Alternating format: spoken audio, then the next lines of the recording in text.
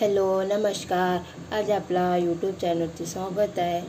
आज मी आलूचे पराठे करत आहे। आणखी कसे करतात ते सांगत आहे। सगळ्यात आधी मी आलू उकडायला मांडलेले होते।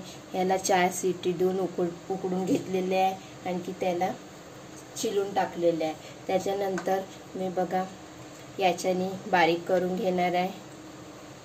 अशा प्रकारे पूर्ण आलू बारीक करून घ्यायचं।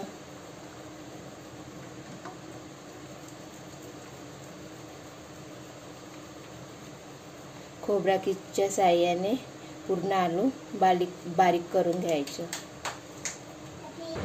बघा आलू पूर्ण किसून झालेले आहे। त्याच्यानंतर मी एक वाटी मी कणिक घेतलेली आहे। कणिक पण आलूमध्येच टाकायची आहे। कणिक टाकल्यानंतर मी दही पण टाकणार आहे। दही टाकले तर छान नरम होतात पराठे, आणखी छान आंबट लागतात।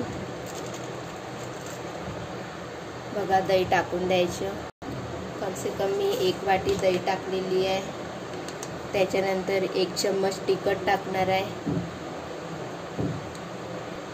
आणखी स्वादानुसार मीठ टाकणार आहे।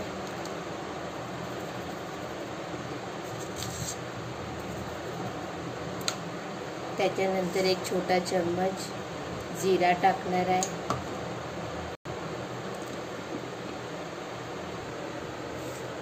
पूर्ण मसाले टाकल्यानंतर याला मिक्स करून घ्यायचे आहे हाताने। आलू दही छान तिखट मीठ छान मिक्स झाले पाहिजे। याचे छान गोळा बनवून घ्यायचे आहे। बघा छान असा भेटून मी आपला पोळीसारखा गोळा तयार झालेला आहे। त्याला 5 मिनिटे झाकून ठेवून द्यायचे कपड्याने। थोडं याला पाण्याचा हात करून घ्यायचं आणि एकदा आणखी छान रिपीट करून चुरून घ्यायचे छान। बघा किती छान नरम आलेला आहे। एकदम सोप्या पद्धतीने आलूचे पराठे आहे। आपल्या पोळीसारखीच करायचे आहे। याचे छोटे छोटे आकाराचे गोळे करून घ्यायचे। आपण पोळीला करते तसेच गोळे करायचे। बघा अशा प्रकाराचे गोळे करायचे। बघा मी तावा ठेवलेला आहे। त्याला तेल लावून घ्यायचं आहे। त्याला गोल होतात गॅस मी चालू केलेली आहे। तेल लावल्यानंतर बघा मी पोळीसारखं छान पराठ्याला लाटलेलं आहे। याच्यात टाकून घ्यायचे ताव्यावरती। त्याच्यानंतर अजून तेल टाकून द्यायचं। त्याच्यावरचं पण तेल टाकायचं। आणखी चम्मचने छान पूर्ण गोल फैलून घ्यायचं।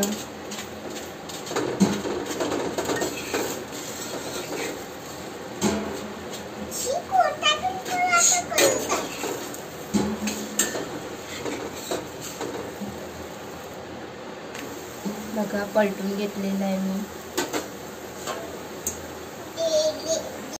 बघा आपला पराठा तयार झालेला आहे। आता दुसरा पराठा टाकणार आहे।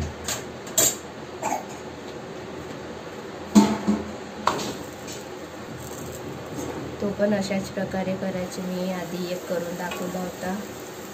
सगळेच पराठे तसेच करायचे आहे।